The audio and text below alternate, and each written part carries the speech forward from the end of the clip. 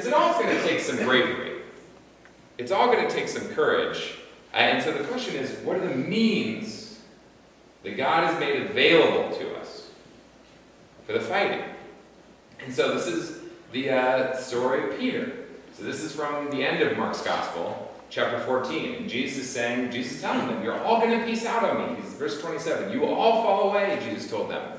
For it is written, I will strike the shepherd, and the sheep will be scattered. But after I've risen, I will go ahead of you into Galilee.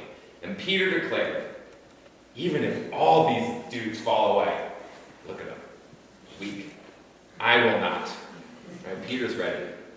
Peter's like, we're doing this. Right? And so Jesus says, actually, truly, I tell you, tonight, before the rooster crows twice, you're going to deny me 3 times. But Peter insisted emphatically, even if I have to die with you, I will never disown you. And they all said the same. And I actually think they're being truthful.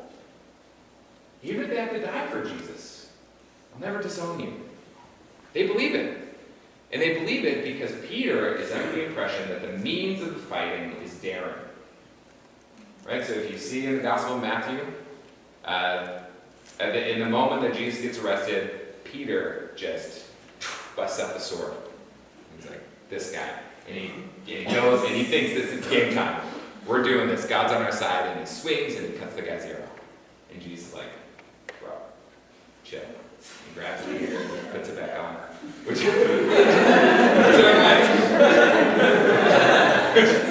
I'm like, all right, that's cool. He's like, sorry. He's like a little excited. He doesn't get it. He's confused. And then he says to Peter something that's utterly important for this conversation. If you live by the sword, you die by it. So, Christians, are we willing to follow Jesus when we're not living by the sword? Are we willing to follow Jesus when we're not living by the sword? That's the call. And that's, I think, when the kingdom of God is advancing. What does it mean for us to have courage? What does it mean for us to be brave? Well, it's a question of whether or not we're willing to follow Jesus and follow Jesus as Jesus actually walked. And here I need to have like an addendum, a little important one. Sometimes when I talk about vulnerability and following Jesus into silence and not with the sword, there are people in here and who will be and have been in, say abusive relationships and really unsafe situations. And the call of Jesus into living a life of courage is not a call to stay in any situation like that, right? So here's an example. Paul, the apostle, in the book of Acts. This is one of my favorite stories. So it's like Acts 15, and he's about to get whipped by some Romans, and he gets almost to he's on the block, and they're about to whip him, and he's like, oh, I haven't looked this up in a while, but is it legal to whip Roman citizens now without a trial? I'm confused. And they're like, oh, no, it's not. Are you a Roman citizen? And they're freaked out because if they do this, that's really bad for them. Because no, it's not legal to whip Roman citizens. So Paul doesn't willfully enter into this space of physical abuse. He is committed, though, to being obedient to God. He's committed to being obedient to God in the spaces that God has called him. Right? And so this isn't a call against, it's actually not even a call against activism or a call against pressing into what it looks like to be a Christian publicly in the world. Like a call to follow Jesus into living a life of bravery is a call to obedience by the means that God has given us, even when they're the means that lead to humiliation and rejection. Even when we need to be silent, and all we want to do is speak, or we need to speak, and all we want to do is be silent. So it's the shape of the call that I'm getting after. What does it mean to be brave? And I love Harry Potter, and so he's just a perfect example of this.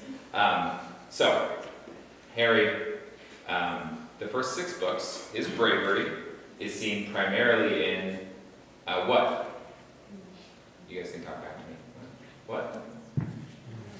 Fighting? Is that what I heard? Yeah, he like rushes into battle. Right? His friends are in danger. Harry's got his wand out. He's taken control. Right? He's going in and he's blasting away Death Eaters and whatever. I think it's actually interesting that in the Harry Potter books, the 2 most important acts of bravery are at the beginning and the end, and they just involve standing. Okay, so at the very beginning of the book, Lily Potter, her son is about to be killed, and she has no wand. Okay? And she doesn't run away. She stands.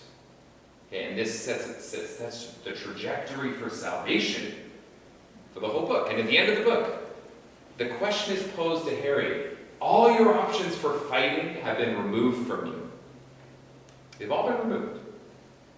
Will you be brave when your death isn't going to be glorious?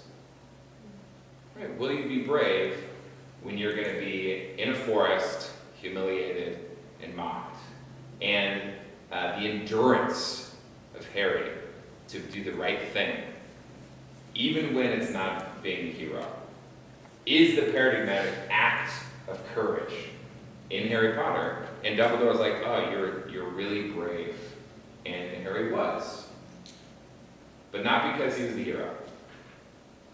It's because he was faithful to endure, to do the right thing, even when it was in a space of a backwater forest where no one was around. Harry, of course, that scene is just straight Jesus.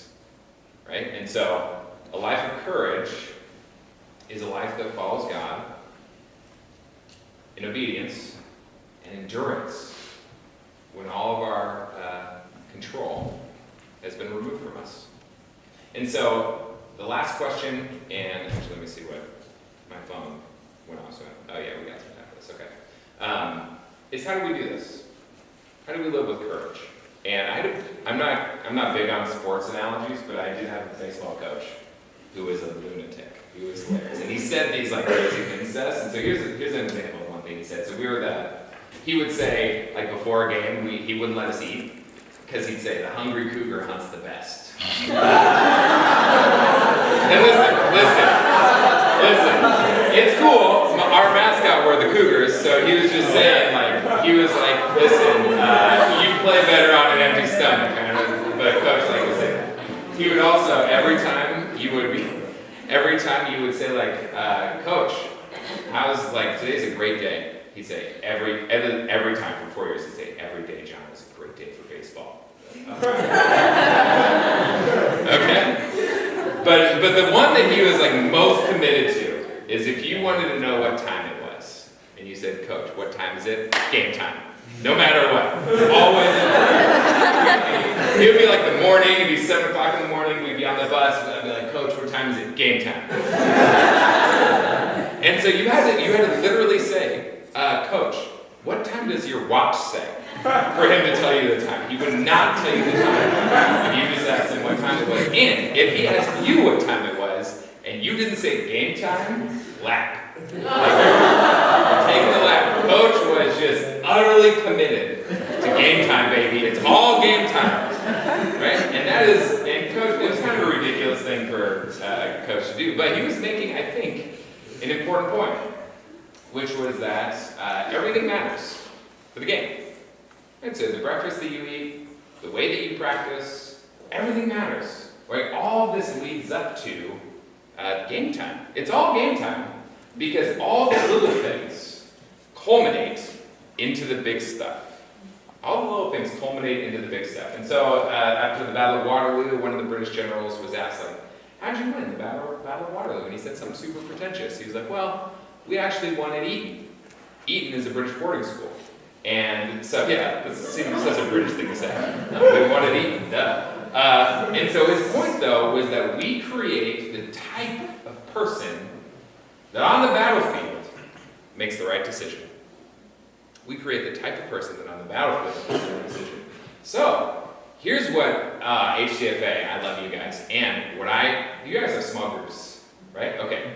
So, in our small groups, every time, I'm not going to give us like prescribed things necessarily about how do we live with courage, but I want us to be thinking, how do we become a community that cultivates courage in everything that we do? The little things adding up, so that when we're called to follow Jesus in a space that is terrifying, we are the type of community that does it. We are the type of people that do it. And here's one thing that's really important. Peter didn't want Jesus to wash his feet. Right? So Jesus' response to him is, unless I wash you, you have no place with me. Unless I wash you, you have no place for me. So, what I want us to see is that following Jesus into a life of courage comes from grace. That we need to receive mercy from God. That we need to receive mercy from God, and I also want us to see that we don't always want to do that because it's a loss of control. The same type of courage that we need to demonstrate in our life starts with the courage to be washed by Jesus, to not establish ourselves before him, but to be people who Jesus has washed, who Jesus has called, and who receive. It's hard to receive. It's hard to receive mercy because receiving mercy is a tacit admission that we don't have it.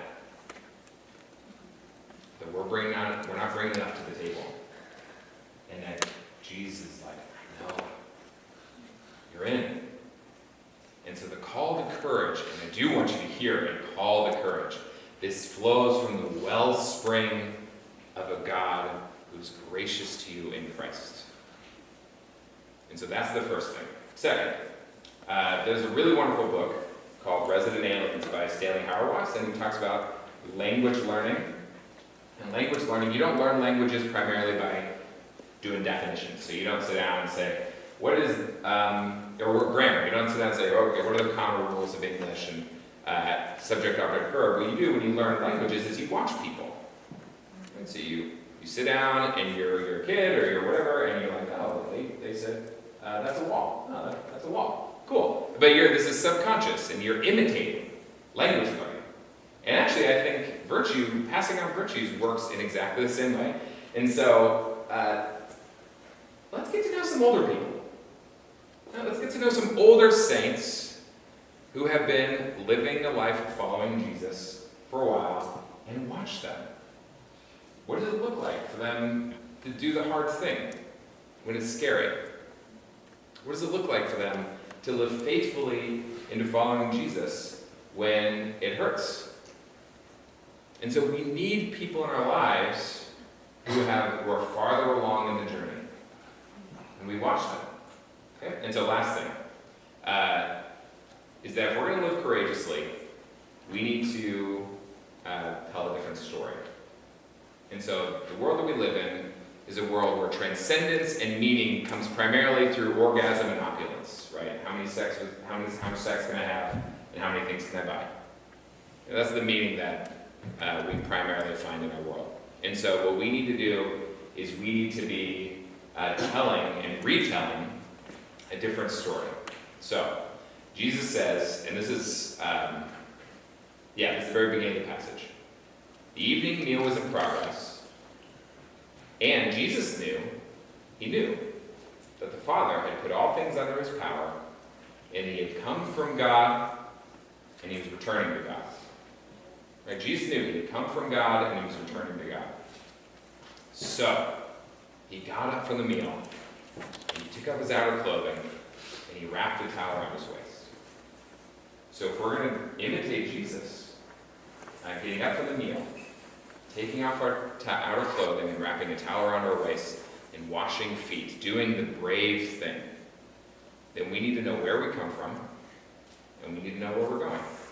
And so the next two talks we're going to do is what does it mean to live by faith, and what does it mean to live with hope? Where we come from, and where we're going. And so at the end of The Voyage of the Dawn Treader, kind of toward the end. There's this scene where this boat with a bunch of people they float into the island where all your dreams come true. Have you guys read this book? Or seen the movie? I haven't seen the movie, but whatever. And this island where all your dreams come true is not a place where you want to be because your dreams actually turn out to be nightmares. That's that great illusion by Lewis. But it's terrifying for all of them. Everybody's terrified. And Lucy is up in the mast, and she cries out to God, Aslan, if you've ever loved me at all, if you've ever loved us at all, help us. And so sometimes in our lives we're in spaces where everything is dark. If you've ever loved us at all, help us. And Aslan whispers into her ear, be brave, dear one. Be brave. So that's what I want to do this morning. Be brave, HCFA. Let's follow Jesus, and follow Jesus into spaces where it's scary, in spaces where we need to trust that He is good. Let's pray. Father, we are grateful for you. We are so grateful for Jesus. Lord, we pray that you would make us into the type of people that do the hard thing. Make us into the type of people who follow you, even when it hurts, even when it's difficult, even when we don't get to be the hero of the story. Lord, we love you. And we thank you that you have called us to yourself and given us grace and mercy. Pray that you would be with us today. In Jesus' name. Amen. Amen. I don't know who's coming.